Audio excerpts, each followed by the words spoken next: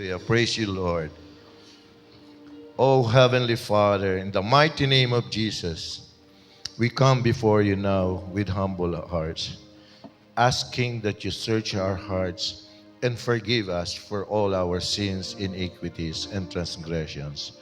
Father, wash our hearts again and make it whiter than snow, so that as we listen to your word, Lord, our hearts will be freshly uh, filled, Lord, with your new revelation, Lord, and awaken us, Lord, to the meaning of your word today.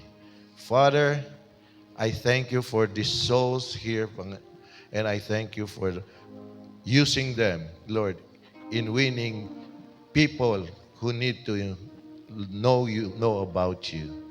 Father God, I also pray for those who are not feeling well right now. Lord, I apply the blood of Jesus on everyone who is ill or may masamang dinaramdam, Panginoon, physically, emotionally, and mentally. And let the blood of Jesus be poured on their head, flow down to the body and to the soles of the feet, removing all those are not really there sa original design ninyo sa mga katawan ng inyong mga nilalang. Thank you, Father. Thank you for this wonderful time. And thank you once again for waking us up from a safe night rest that you have provided us, Lord, and to give us this privilege to be with you in this Sabbath day, Lord, to worship you, to honor you. And thank you also, Lord, for the talents you have given your children, Lord, the musicians, the singers, the dancers, the pixels, the wavelengths, Lord, and even all the leaders, Lord, as they share your word to the disciples you have entrusted to us. Thank you, Father. Oh, Holy Spirit, bless me, anoint my lips. Use me mightily as your mouthpiece, Lord. Not my own words, but your own only your words will come out of my mouth, so that your message will be delivered according to your will and purpose. Thank you, Father. We bless your name. We glorify your name. In the mighty name of Jesus, we pray. Amen. Amen.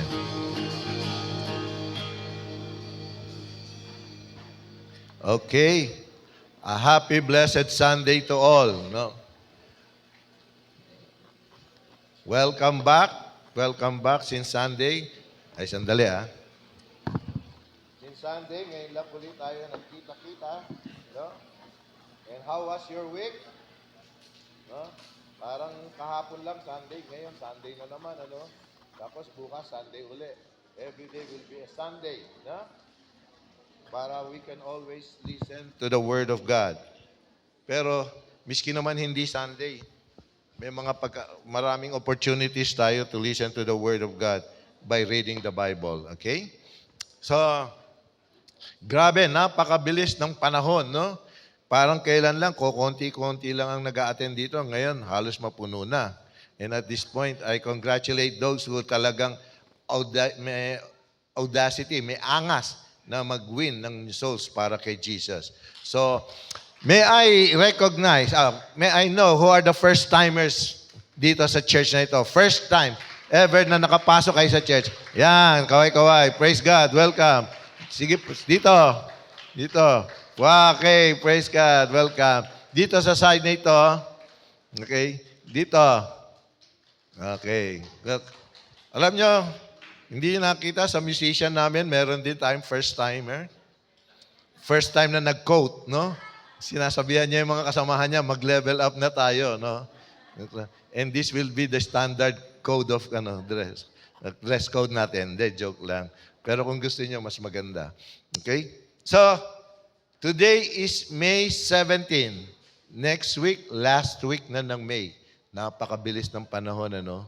Parang kailan lang ang mga pangarap natin ay hindi natin marating, no? Pero ngayon, ang bilis, no? So, let me just refresh you. This year's annual theme is designed by God, defined by truth, and destined for eternal life. Kaya, inatado natin yan for the whole year. Ang first quarter natin, which is from January to March, ang theme was designed by God. Ngayon naman, second quarter, na from April to June, ang theme natin is defined by God. Kaya last May 3, defined as a mother, no? And Itong nakaraang week naman, defined by grace, not guilt. Hulaan nyo sa June, ano ang title naman? Defined as a grandfather. Hindi, joke lang. Okay, so, ang daming definition na natin nalalaman, ano? Pero, bakit ay, teka muna. Nakalimutan ko. Technical na pala, high-tech na pala tayo, no? So, okay. So, bakit ang tao, no, kahit nalalaman na niya ang mga salita ng Diyos o declaration ng salita ng Diyos sa bawat isa, pero ito pa rin ang kumokontrol sa kanila, no? Many people today are being controlled by fear. Fear of failure, fear of rejection, fear of the future, fear of not being enough, and fear of what others think, no? So people are being defined by their circumstances, not by the Word of God. And we are being defined by our fears, but that is not how God wants us to live, no? So fear says, you can't. You can't. You'll never make it, battery. No? And what if things go wrong? Okay? So, yan ang fear na sinasabi sa atin, no? Pero, meron din naman boses ang, there's a greater voice, no? Which says, faith says, God is with me, God will provide, God has not forgotten me, and I can do all things through Christ who gives me strength. Amen? So, yan ang panghawakan natin, no? Okay.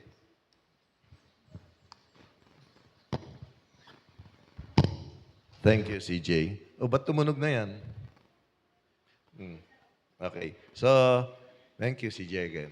So, aside from what faith is saying, no? Pero ang nangyayari, still, the world may define people by their failures, by their past, their weakness, and their fears. Again, God defines His people by faith. Sino sa atin ngayon ang namumuhay pa sa nakaraan? Sa ating mga hurts in the past, no? Dahil na UTI ka, hindi mo na mapatawad lahat ng tao, no? Umibig tapos iniwan. No? So, wag naman ganon. God defines us, His people, by faith. No? So, as believers, we are not called to be defined by fear. We are called to be defined by faith. And today, God is calling us to live a life that is defined by faith and not by fear. Okay? And that brings us to the title today is Defined by Faith, not by Fear. Okay? Palakpakan natin ang Diyos. Who amongst us has read Hebrews chapter 11? Wala, no? Alam niyo ba kung nasaan yun? Nasa New Testament. At dito pala na-imbento ang kape. Hebrews, no? So, Hebrews 11 is known as the Hall of Faith. Yan chapter na yan specifically. It is filled with ordinary people who had faced impossible situations, uncertainty, danger, opposition, and fear. Yet, they chose faith. They were not remembered for their fear, they were remembered for their faith. Sino sa atin ang nakakakilala sa bawat siya sa atin? Grabe ang faith niyan. Ang tindi na ng pinagdaanan niyan. No? Halos niyurakan na ang kanyang pagkatao, pero nandiyan pa rin siya nakatindig sapagkat ang kanyang pananampalataya wala sa tao na sa Panginoon Diyos. Amen? Okay. So in the beginning, no, the beginning point of faith is believing in God's character. He is who He says. No? He is who He says. Huwag kayong maniwala sa sinasabi ng iba tungkol sa ating Diyos. Siya ang paniwalaan natin. And the end point is believing in God's promises. He will do what He says. What God has started, He will finish it. Kaya hindi tayo dapat magdalawang isip. Kung anong sinimulan natin, tapusin natin sapagkat yun din ang ginagawa ng ating Panginoon Diyos sa atin. Amen? So, When we believe that God will fulfill His promises, even though we don't see those promises materializing yet, we must always demonstrate true faith. No? So, may I now uh, request the congregation to please stand as we read the key text for today. Okay? All together now, Hebrews 11:1. Now, faith is the substance of things hoped for, the evidence of things not seen. Palakpakan po natin ang Panginoon Diyos. Okay? Pwede na po tayo maupo. Ito yung definition ng faith na kailangan natin. No? Hindi lang vibes, good vibes yan, good vibes, bad vibes yan. Hindi. Ito yung definition na kailangan natin. Hindi ito yung nararamdaman lang natin kapag maganda yung kanta ng worship team. Gaya kanina, grabe. No? Hype up tayo. Pero baka mamaya, bago pa matapos itong word, nawala na yung energy natin. No? Tignan mo yung katabi mo, dilat ba mata niyan? Huh? Faith is proof that even when we can't see the way out already exists because God said so.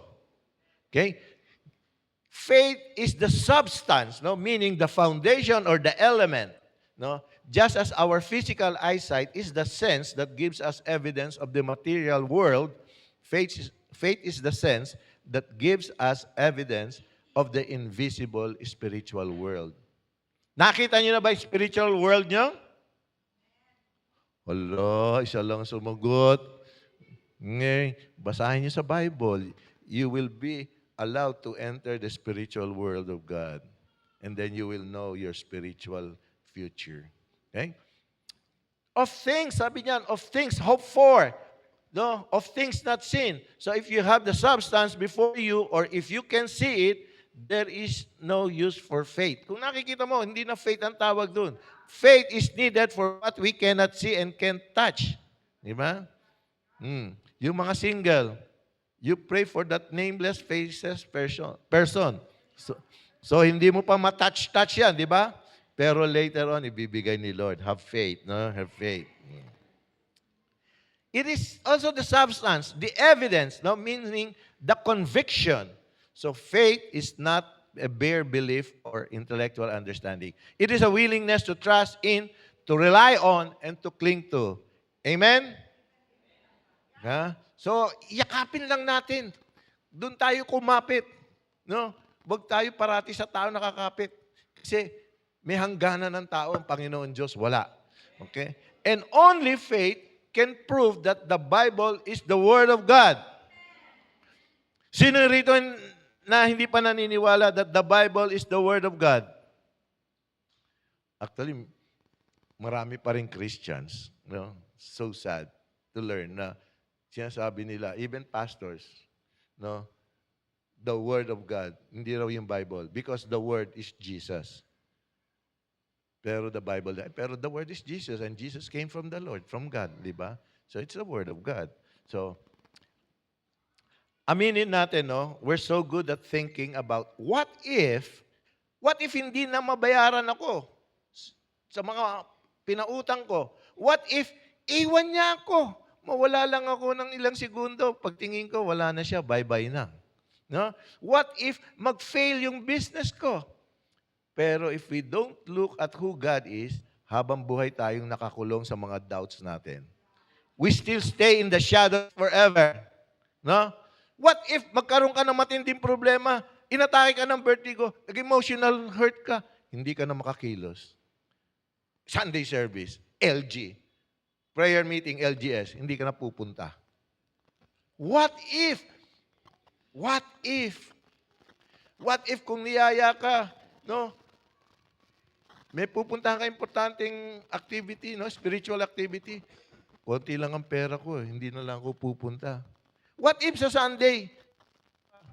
Maglalaba ako. Total, may online naman. Alam niyo, it's not wrong to watch the preaching or the teachings online.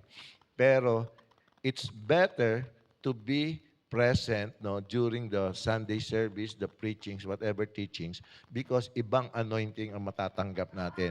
Ibang revelation, okay? Impartation, lalo na ngayon, actually, with the presence of the body of Christ here, grabe ang presensya ng banal na Espiritu sa atin.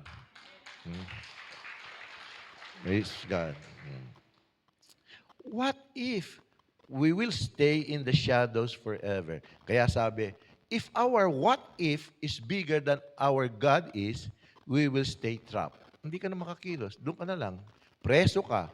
So, ngayon, no, we are going to talk about how to stop hugging our shadows of what ifs and start holding onto the reality of who God is. We need to decide if we are going to keep shrinking back or if we are finally going to step out. Mangungupete na lang ba tayo? Or, tsa, ano? Change, my chain is gone. Di ba? My chain is gone. Okay?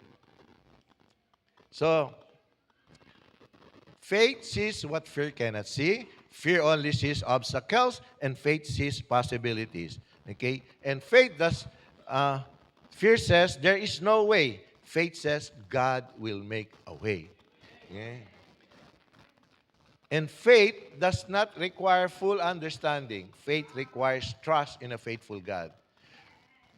Kaya tayong mga may pinagdadaanan sa oras na ito, kalimutan nyo na yon.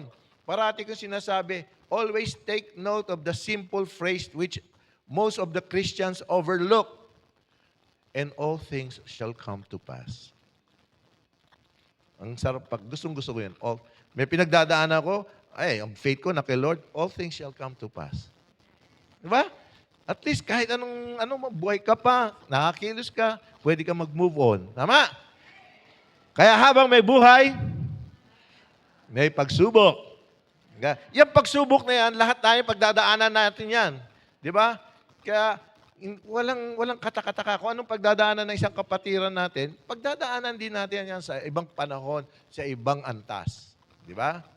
Kaya habang may buhay, may pagbabago. Dahil yung pagsubok na yon, babaguhin tayo. Oras na nalagpasan natin yun, victorious tayo. Di ba? Victorious tayo at iba na ang pananaw natin. Di ba? Kaya habang may buhay, sa Diyos tayo umasa. Manampalataya sa Panginoon Diyos. Okay? Kaya, here is a key thought of everything that has been read and said. No? Sabi nga, fear focuses on what is visible, and faith focuses on what is eternal. No? Huwag niyong titignan parati yung nakikita. Huwag kayong sasalig parati sa nakikita niyo. Tignan niyo rin ang eternal na promise ni Lord. Okay? Yeah. So, let's go to point number 1. Fear is ruled by public opinion. Faith is ruled by divine conviction. Yan, ha? Sige. Basahin natin uli.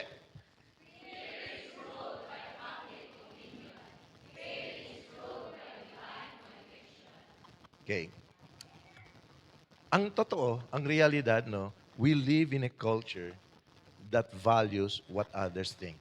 Iniisip natin kung ano sasabihin nila, di ba? Uy, baka sabihin nila, ganito ka, di ba? O baka sabihin nila, ako ay ganito. Marami parati tayong nakikinig sa bulong o sabi ng iba, no?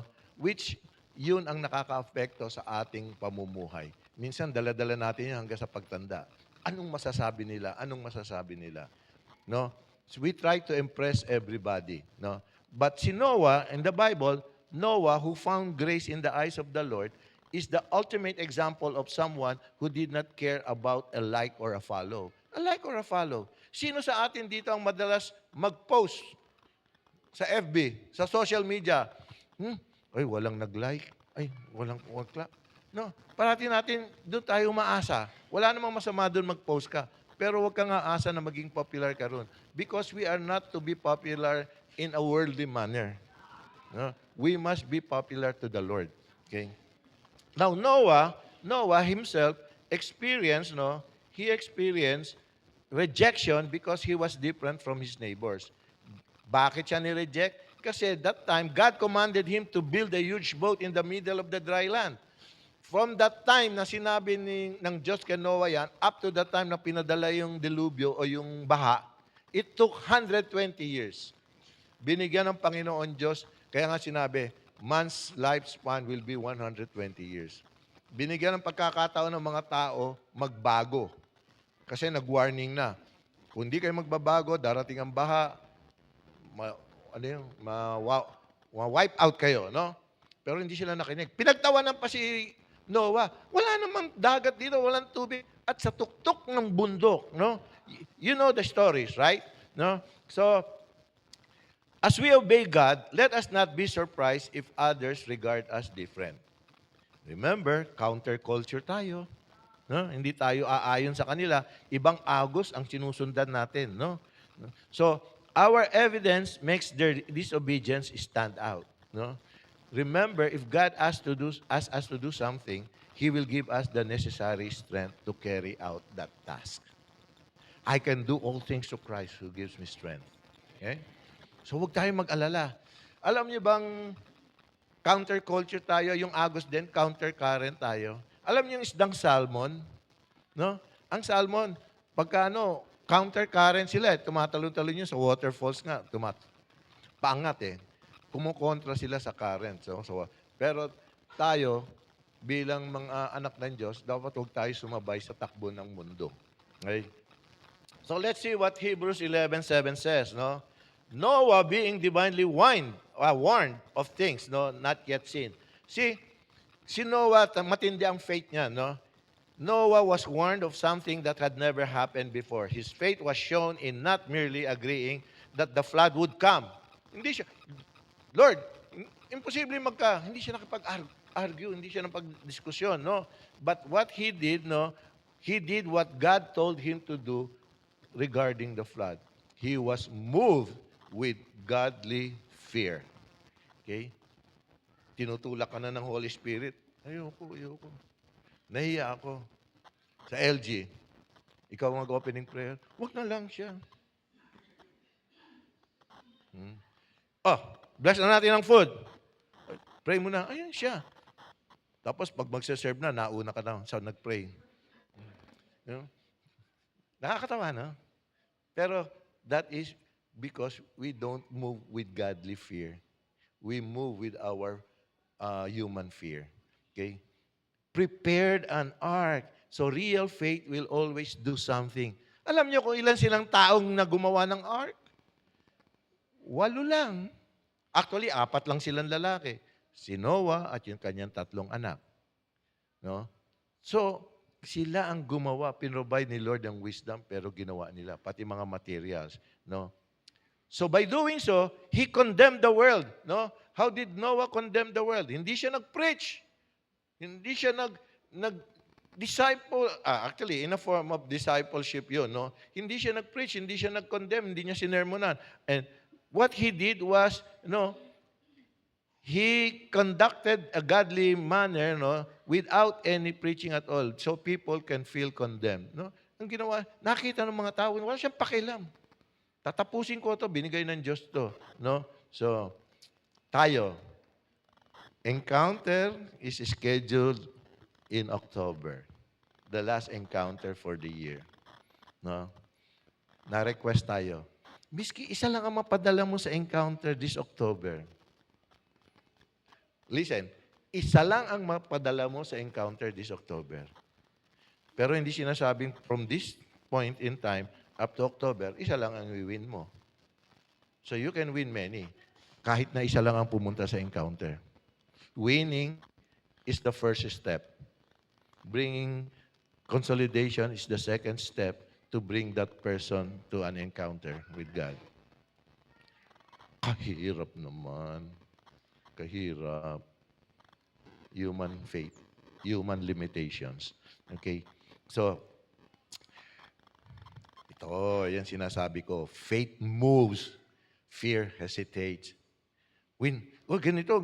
I-share mo yung word. Atras abante ka, para kang sewing machine eh. Atras abante, no? And fear freezes people. Faith moves people forward. Na? Si LG, anong impact sa ng word? Ganito, active kang, galing mo magsalita, no? Galing natin magsalita. Sige, mag-win ka na. Statue dance, no? Alam niyo, Many believers are stuck because fear whispers, wait, hindi ka pa ready dyan. Paano kung pumalpak ka? No? But faith is saying, obey God now. Trust Him with the outcome. Take the step. Faith is not passive. Faith acts. Sino ang may faith dito ngayon? To the max level? May tigi-tigi sa kayong papadala sa encounter, ha? Ngayon. Alam niyo ba, no, going back kay Noah, sinabanggit ko kanina, 120 years, Noah was building a massive ship in a place where it had never rained. Every day, pag nakikita siya ng neighbors at dumaan, no, pinagtatawanan siya. Noah, anyari? No? Anong ginagawa mo? Bakit ka gumagawa ng ano rin sa kabundukan? Wala naman dagat, wala naman tubig, hindi naman umuulan. Pero kung si Noah, sinunod niya yung mga yaw-yaw ng mga tao, hindi siya makakakilos, titigil siya. But the Bible says, he was moved by reverent fear or godly manner. No? So anong ibig sabihin ng reverent fear? It is not being afraid that God will hit you, no? But reverent fear is a deep, holy respect. It is when we realize that God is so big and His word is so true that the opinions of people look like dust. Huwag natin tignan yung alikabok ng opinion nating alikabok kumpara sa takot natin sa Panginoon Diyos. So Noah was more concerned about obeying the Creator than looking normal to his neighbors, no? Para sa kanya, mas nakakatakot baliwalain ang utos ng Diyos kaysa magmukhang tanga sa harap ng tao. Di ba? Ako gusto ko magmukhang maayos sa harap ng Diyos. Sana sumunod din kayo. No? I mean, hindi lang physically, pero spiritually, more on spiritual. Okay?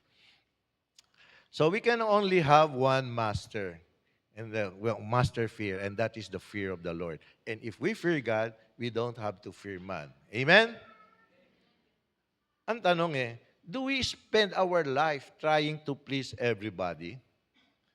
Merong ganon, ayaw mag-deny, because the Lord knows our hearts. No? Paul had to speak harshly to the Christians. Ito minsan, debate ito ng mga leaders Kailangan bang magalit ako? Kailangan ba you can tell him in a nice way. Kung may mga pastors na piniplease nila yung tao, no? Ayaw nilang sabihin yung totoo, play safe sila. Pero ito si Paul, he spoke harshly to the Christians in Galatia because those people were in serious danger. So he did not apologize for his straightforward words, knowing that he could not serve Christ faithfully if he allowed the Galatian Christians to remain on the wrong track. Kaya mga disciples of Christ, pag na-call ng leaders natin, ang attention natin, huwag magpaimo-imo. Be thankful. Kasi binubuksan nila ang mata natin sa mga maling gawain natin. Gusto niyang ibalik tayo sa estado ng Panginoon.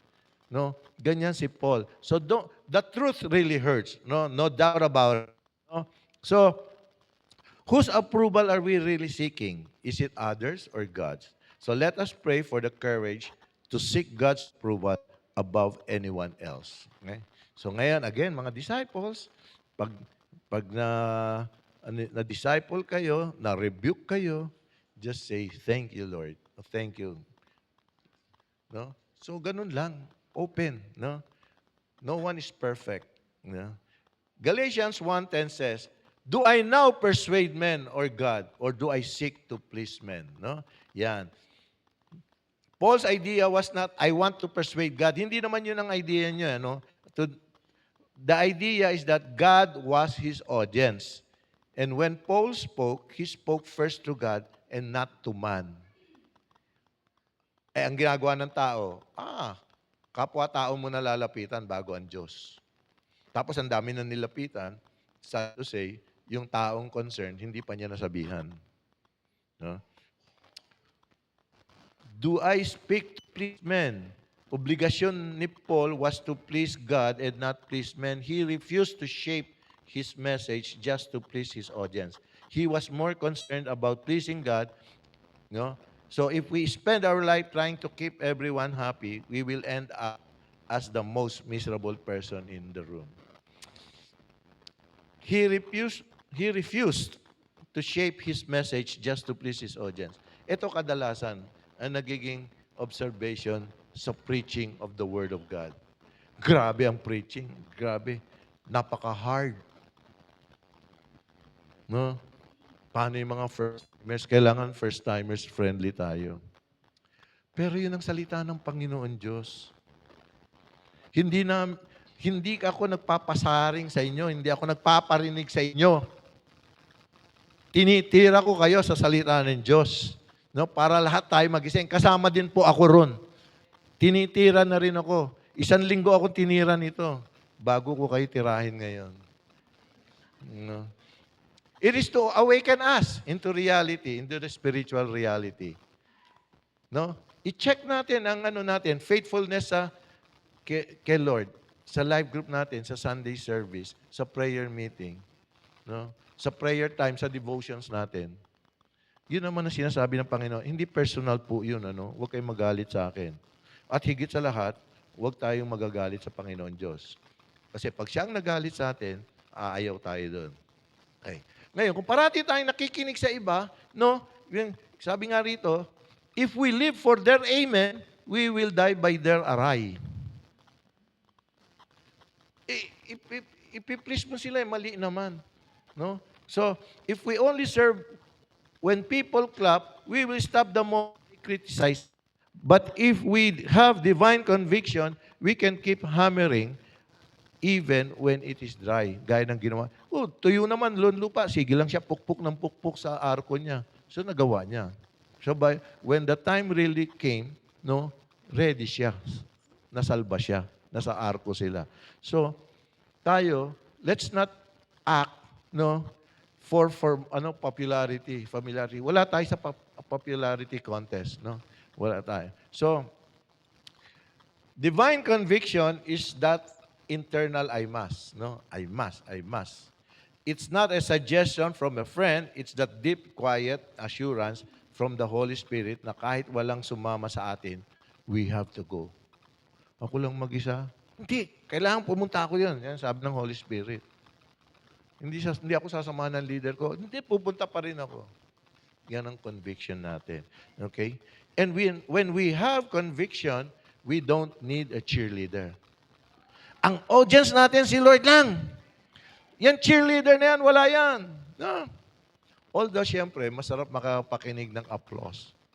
Pero mas maganda pakinggan yung applause ng Panginoon natin at ng ang kalangitan. Tama?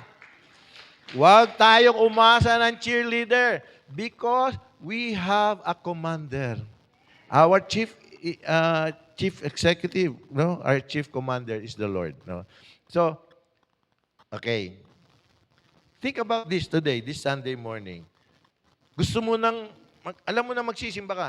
Ang schedule natin ng Sunday worship is very, very fixed. Very, very specific. Permanent yan. Walang pagbabago. Or there are times, minsan, no? Pero very rarely mangyayari yan. So, gusto mo nang pumunta, pero sabi ng kaibigan mo, mag-out of town tayo. Huwag ka na muna mag-church. Nandun naman si Lord. Di ba? Lord is everywhere. Nandun naman si Lord sa beach, nandun si Lord sa reunion, nandun si Lord. Or, pwede naman mag-online. And we hear the voice of the crowd telling us just, relax ka lang. The Lord knows your heart. Sasagot ka naman, oo, okay lang ang connection namin ni Lord. No? Those are deceptions of the enemy. But we hear a louder voice in our spirit saying, come to me. Come to me. Yan ang Holy Spirit. Again, I say, nabanggit ko na ito dati, that we have two persons in us, the spiritual man and the carnal man. Sino ang pinapakain mong madalas, yun ang mas magiging powerful kaysa sa isa. Feed the spiritual man, you will never go wrong. Feed the carnal man, you will never go right. Okay? So, faith doesn't mean that we don't hear the laughter of the crowd. It just means we have decided that God's voice is louder. So when we hear the noise, yes, but we choose to follow the one who actually has the power to save us. Tao, hindi naman tayo kayang isave na. Physically, sa world, ayan, sa danger dito, physical danger. Pero eternal natin, safety natin, wala. Diyos lang makapagbibigay noon. Okay? So, sabi nga, fear is ruled by public opinion and faith is ruled by divine conviction. And the next point is, fear demands a destination and faith, faith steps into the unknown because God spoke. So fear is obsessed with the map. Pag natatakot ako, tinignan ko yung mapa, no? Gusto ko makita kung ang end from the beginning. Dito ako, ito. Gusto mo kumakita yan. But we want to know exactly where we are going before we take that first step. Tama? Parati natin sinisigurado eh. Anong kalalabasan nito? Anong resulta nito? Pagpunta natin doon, anong gagawin? Saan tayo pupunta? Di ba? Ganun ang tao, no? Pero si Abraham, whose life is so filled, father of faith nga si Abraham, sabi nga, at God's command, he left home and went to another land, obeying without question. Di ba ang kasabihan sa military, sa mga soldiers, mga obey first. Di ba? Before complaining. No? So, Abraham believed the covenant that God made with him. No? In obedience to God, Abraham was even willing to sacrifice his son Isaac. Let us not be surprised if God asks us to give up our secured, familiar surroundings in order to carry out His will. No? Sabi nga sa Hebrews 11:8, by faith, Abraham obeyed. No? He stepped out in faith, going to the place God promised him, but his faith was less than perfect. Hindi naman perfect siya. Less than perfect. And this is seen by comparing, if you read the book, Genesis 12 and Acts 7, where it is evident that Abraham first went halfway to where God called him and only eventually obeyed completely. Yet, thousands of years later, God did not remember the delayed obedience, only the faith of Abraham. Diba? We have been saved by faith. No, we have been saved. So, faith obeys even when it is difficult.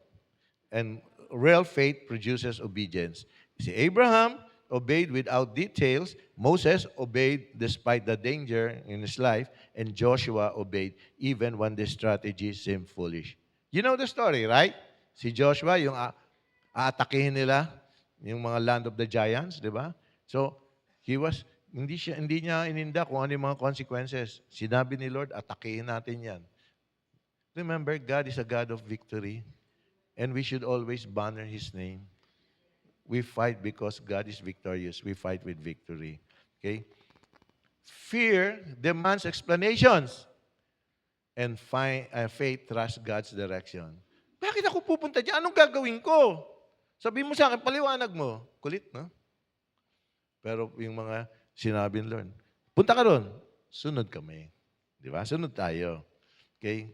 Alam nyo, I don't know if na-experience you, when God will ask you to forgive, step out, serve, give, lead, wait, and let go. Lord, time. Wala pa ako sa soul 1 eh. Mag-forgive ka na. Hindi ko pa kaya eh. Time will heal. Serve. Ay, hindi pa ako nakakarating sa soul 2 eh. Give. Student pa ako. Lang ako, minimum wage lang ako. Lead. Ever since naman, follower lang ako, hindi ako nag-lead eh. Ang dami nating katwiran, no? Ang daming katwiran. Kaya sinasabi ng fear, no? Fear resists obedience because it fears the loss. No? Anong ibig sabihin to? Ayaw mong sumunod kasi maraming mawawala sa iyo. No? And faith obeys because it trusts God completely. Okay? So, mawawala ka sa comfort zone mo. Mababawasan ang pera mo. No? Maraming magagalit sa iyong tao. Oh, bakit ka nag-convert? No. Ito pamilya natin, sarado tayong ganito. No, fear lahat, fear, no? But faith obeys because it trusts God completely. Sabi nga, 'di ba, going back to Hebrews 11, si Abraham, he went out of his place not knowing where he was going, no? In his old age, Abraham packed up everything, no? He left his comfort, his security, and his relatives. And if we could now, tanong natin si Abraham, kung buhay siya ngayon, tanungin natin, Abraham, saan ang punta mo? Hindi ko alam. Hindi ko alam. Impake ka na, no? Impake ka na, dala-dala mo lahat ng belongings mo. Dala ang pamilya mo. Kaya, saan ang buong household? Dala. Saan punta mo? Ewan ko. Tatawanan tayo ng tao. Pero alam natin what Lord has in store for us. Okay?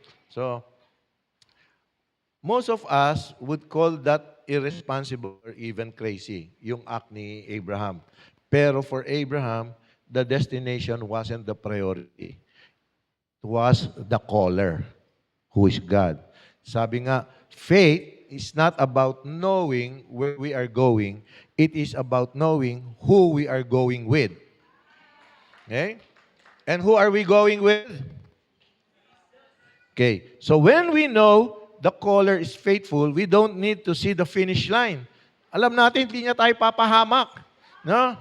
And knowing the caller is more important than knowing the destination. Halimbawa, tumawag sa iyo, sabihin natin cellphone, tinawag ka, ano yung sasagot mo? Halimbawa, hello, Priel?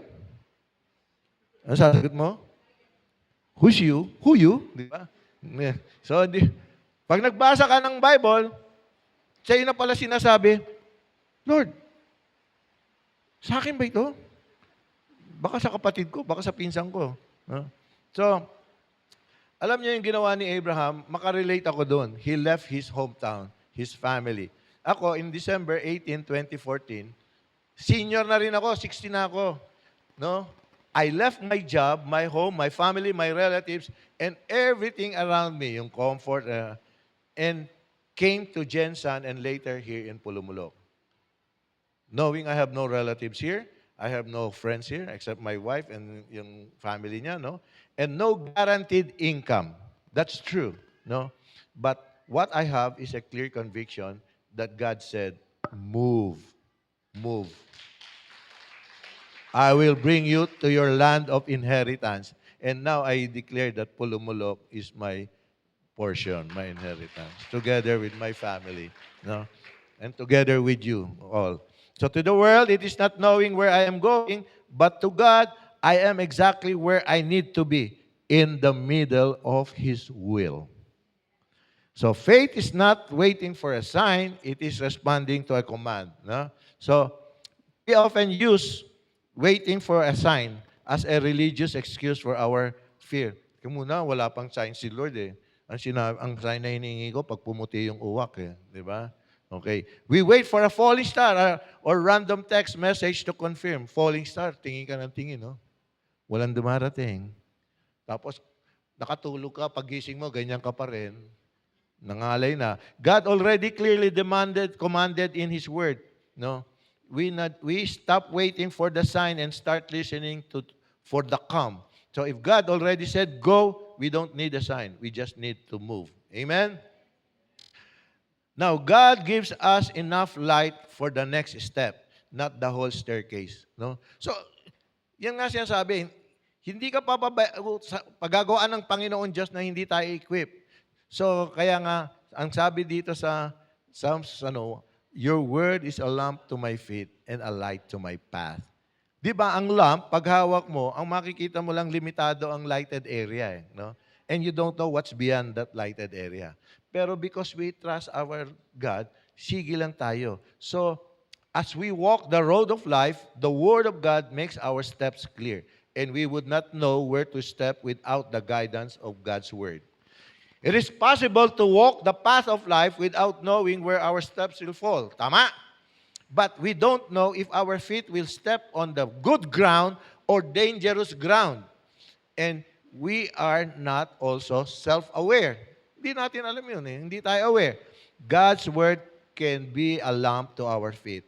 No? So the Word of God not only will show us where our feet step, but also the path we should remain on, which is the path of righteousness. It will show us the next few steps to take later on. So, the Word of God is not just a light, no? No, not just, it tells us what the Word of God is, light and brings light. Hindi lang, halimbawa, di ba merong ilaw, pero wala namang liwanag na binibigay. Pero yung ilaw ni Lord, ang ganda ng liwanag. Kaya di ba sa Exodus, no?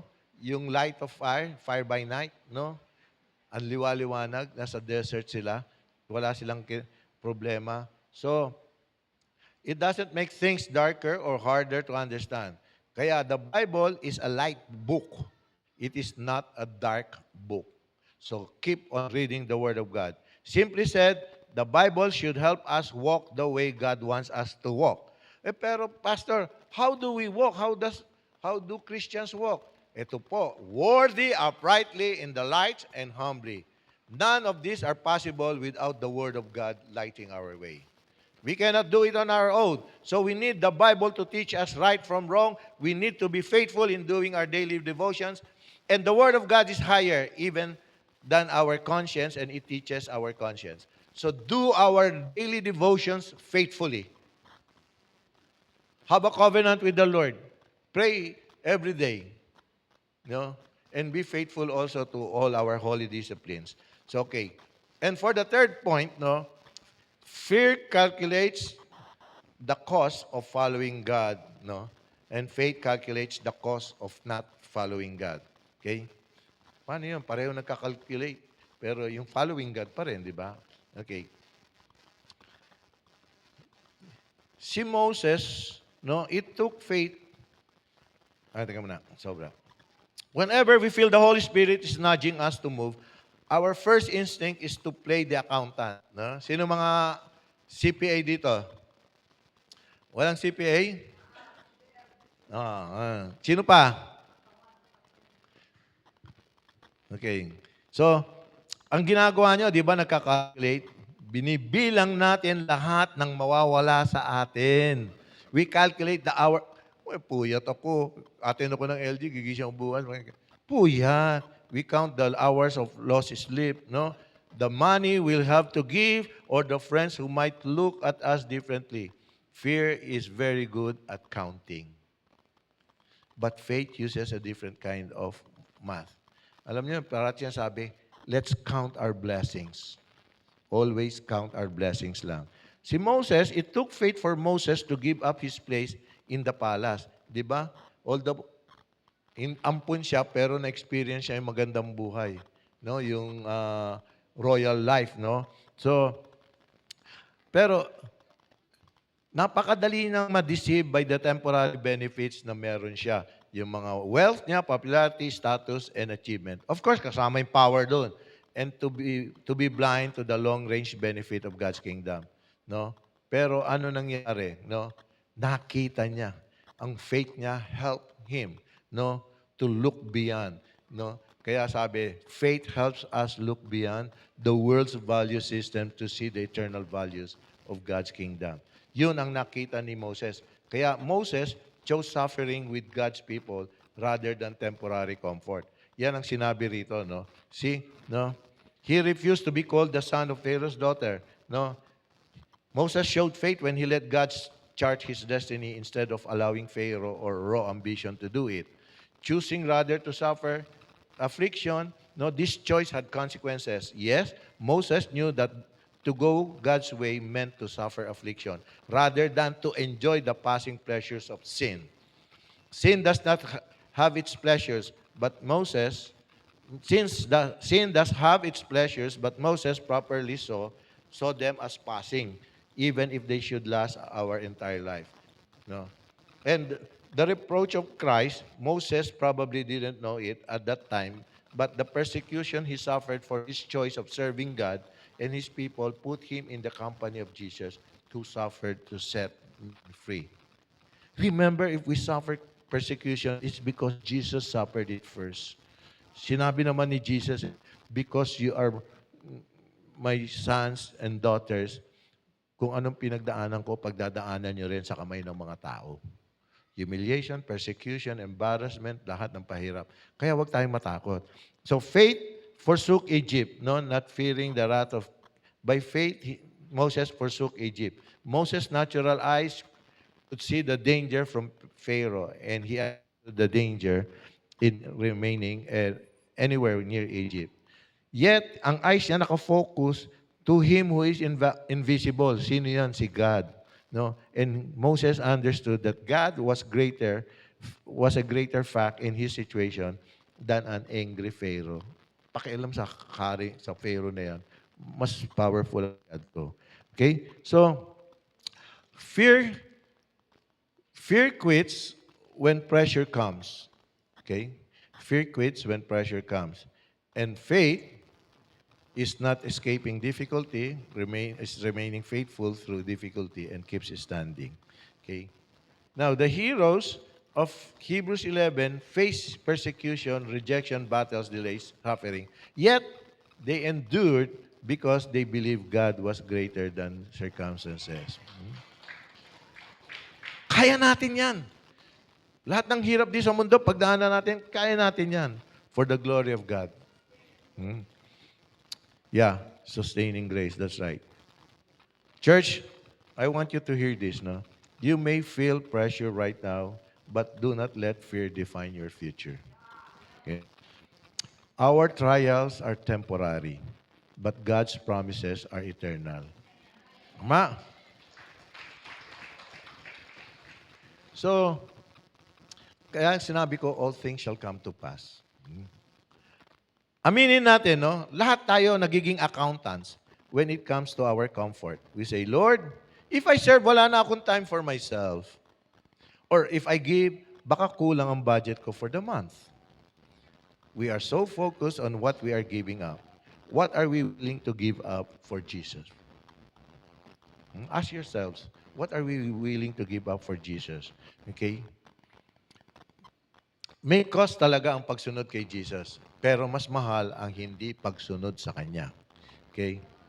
What did Jesus say in Luke 23? Ano?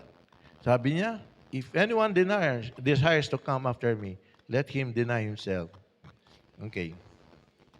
Follow. Yes. Christians must follow Jesus by imitating His life and obeying His command. Not to the point na magpapapako tayo.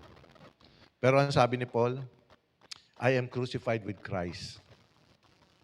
So let's connect to Him. Let's relate to Him. No? Applied to us, it meant to identify completely with Christ's message even if it meant death. Pero sa totoo ngayon, sa mga ibang bansa, ang mga Christians pinapatay. Tayo, wala pa nun dito. Di ba? Pero anong kinakatakot natin? Ba't di tayo mag-win souls and make disciples? Bibig lang ang ginagamit sa atin, umaatras na tayo. Eh di mas lalo na pagdating ng tribulation, yung mga hindi nakasama sa rapture, tatakot kayo. I-give up nyo yung faith nyo. Pakapalit ng 666 kasi ayaw nyo mamatay. Diba? If now, hindi natin magawa ngayong panahon na ito, paano ba bukas? Okay? So, let's deny our selfish desires to use our time and money own way to choose our own direction in life without regard to Jesus. Following Christ may be costly, but in the long run, it's well worth the pain and effort.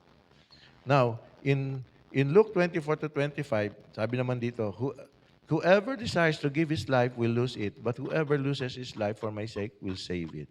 For what profit is it to a man if he gains the whole world and is himself destroyed or lost? Hindi ako makatin ngayon kasi may naantay akong kliyente. Malaki itong deal namin. Ay, linggo, kung kailan linggo, lahat ng tao nagpupunta sa mall, no? O sa palengke, kailangan ko magbukas ng pwesto. Ang dami nating iniisip, no? Pero si Moses, he wasn't just sacrificing, he was investing. He realized that the treasures of Egypt were temporary compared to eternal treasures. Kaya ano sabi sa word ni Lord? No? Store up treasures in heaven where thieves, moth, and rust would not take it away. Okay? Faith is realizing that the things you're afraid to lose are the things you cannot keep anyway. Sabi nga ni Jim Elliot, no? Elliot, he is no fool who gives what he cannot keep to gain what he cannot lose. Di ba sabi sa Bible, the more we give, the more we receive. What we sow, we reap. Bakit tayo magpipigil? Not necessarily pera lang ito, no? Our three T's, time, talent, and treasure. Lalo na yung talent that was given to us to serve the Lord. Okay? Mga young professionals, no, who gets offered a promotion but it requires them to lie for the company or to compromise their integrity. Sayang ang sahod ko. Sabi ng fear, sayang ang sahod, sayang yung career jump. Mapopromote ako, kailangan tapusin ko to, tsaka na ako magsiserve kay Lord. No? You know, fear calculates the cost of following God, but faith calculates the cost of not following Him. So, dun tayo. If I lose my peace, I lose my testimony, I lose my closeness to God. Faith realizes that a bigger paycheck is never worth a smaller soul. Kalag pa rin, kalag na. So disobedience is the most expensive thing we will ever buy, no? Yung sinasabi mo, pagod ka na, no? Hindi muna ako magsiserve. I know you're staying on the sidelines because it's safer there. Yung ano ka, yung pen sitting ka lang, nakikinod ka, no? So, what are we losing by staying safe? No? What are we losing by staying safe? When you do the math, the safe life is actually the most expensive life to live. Bakit? No? God assures us that all who honestly seek Him, who act in faith on the knowledge of God that they possess, will be rewarded. So it is more expensive to lose life. Bakit? Kasi yung mga tao na dapat mong i-save, hindi mo nagawa. Mga taong dapat mong tulungan, hindi mo nagawa. Yung pinagagawa ni Lord na purpose mo, hindi natin magawa. Anong resulta nun? Anong consequence nun? Mabigat. You all know what, no? So, sabi nga sa Hebrews, no, without faith, it is impossible to please Him. No? So, to please God, we need to have our faith in Him. And not only just believe, we must believe that He is a rewarder of those who diligently seek Him. So, klarong-klaro, no? Self-explanatory, no? So, sinasabi rito ng writer, no? It is difficult, the writer say that it is difficult to please, did not say that it is difficult to please God without faith. Hindi niya sinabi yun. He said that it is impossible. It is not difficult to please God. It is impossible to please God without faith. You want to please God? Faith natin. Okay? Faith pleases God. And God is not looking for perfect people. He is looking for people who trust Him. Okay? So, are you the person that God is looking for? Faith says, God is able, God is faithful, God will provide, and God will never leave me. Fear questions God's faithfulness. Faith rests in God's character.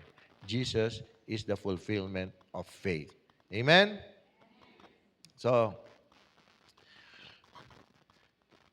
Hebrews 11 teaches us, Hebrews 11 teaches us that those great men and women of God were not fearless people. They simply faith over fear. May takot din sila. In the likes of Noah, Abraham, Moses, Rahab, David, and even Jesus, no? Even Jesus. And now it is our turn. Let us not abandon our faith in times of persecution, but to show by our endurance that our faith is real. So, Hebrews 10 says, the just shall live by faith. No, the just shall live by faith. Hello. So, teka muna. So if if we are called children of God, we need to live by faith, no? So, sabi ni Thomas, faith is the first receptive in spreading its sails to catch the breeze of God's revelation. And then it is responsive to His word and grace. Kailangan natin ng faith sa pagdidivo natin. Maniwala tayo. We pray for the Holy Spirit to guide us and believe, no, so that magkaroon tayo ng revelation. And then, sabi rin ni Thomas, drawing back in the Christian life is sometimes due to disappointment, true. At other times to depression, true. At still other times to discouragement, true. But always to distrust, true. Check all of the above. No, all of the above. But faith means resting in what Christ has done for us in the past. But it also means trusting Him for what He will do for us in the present and in the future. Okay? So, church, there are only two directions available to every person in this room today. Believe me. No? Fear shrinks back to preserve the flesh, ating flesh. Faith draws near to preserve the soul. Okay? So, do not let fear of failure, fear of people, fear of the future, and fear of lack, and fear of rejection define us. No? Let's find by faith in God, trust in His promises, confidence in His power. No? So, faith draws near. Near to God, near to community, near to the calling, not because it is without cost. Hindi dahil libre, no? But because it has calculated that the soul is worth more than anything fear is trying to protect. Hindsight, balik tanaw. Bakit tayo nandito? Dahil sa mga taong nag-share kay Jesus sa atin. And because of that, we responded to the Word of God and we are saved. And we are assured of eternal life. If truly and sincerely we consider Jesus as our Lord who rules over our life. Secondary na lang ang Savior. Because we are His children, He will save us. Noah built when the crowd laughed. No? Si Abraham walked out of everything familiar, yung comfort niya. Si Moses turned his back on an empire. No? And every single one of them is described again in the book of faith, in the chapter of faith, sa Hebrews 11. Now, the question today is not whether we have fear or every person in this room has fear. Tama ba? Lahat tayo may takot. Sino walang takot? Sino dito walang takot? Miski sa Diyos, wala kayong takot. No? Or every one of us has a fear, sa totoo lang. At tanong, what are your fears? No? What are your fears? See? What rules us? Fear or faith? Let go of the fear that has been defining us. Take hold of the faith that was always meant for us. And we are defined by faith, not by fear. Amen? Blessed ba kayo? Okay, so I'd like the people to stand, no, as we declare this. No, we declare this together. Let's make this declaration together. All together now. I am not defined by fear. I am defined by faith. I will trust God in uncertainty. I will obey God despite fear. I will walk by faith and not by sight. My God is faithful. In the mighty name of Jesus. Amen. Amen. Okay? Palakpakan natin pa yun. Remain standing as we close the Word of God with prayer. Father in heaven, in the mighty name of Jesus, thank you for the examples of faith, Lord, in Hebrews chapter 11. Lord, teach us to trust you beyond our fears and help us to obey you even when the path is unclear. Lord, strengthen us to stand firm in every trial. Let our lives be marked by faith, courage, and confidence in your promises. Because we know, Lord, that you always keep your promises. May we never be controlled by fear, but always be led by faith. And this we pray in the mighty name of Jesus, our Lord and Savior. Amen. Amen. Palakpakan po natin. Pwede po kayo maupo. May I now request mga first-timers to please stand up? First-timers, please stand up. Sino pa? Yan. Dito. Praise God. Dito, dito. Wala? Okay. Remain standing lang po, ano? So, I want to share Jesus with you, no? Just like He was shared to us. And enjoy the promises of Christ. Okay? Ang tanong, do you want to receive Jesus in your life? Okay? Do you want to receive Jesus in your life? Okay? Dito. Okay, sa lahat. No? So, if you are willing and committed, no, I will lead you into simple prayer. Ulitin nyo lang. You need to say it. To say it, no? I-verbalize nyo kung anong leading ng prayer. Okay? Ready na kayo? Okay. Abba, Father, in the mighty name of Jesus,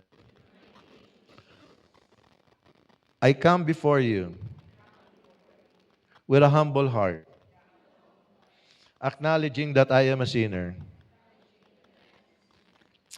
Father God, I ask for your forgiveness for all the sins I have committed.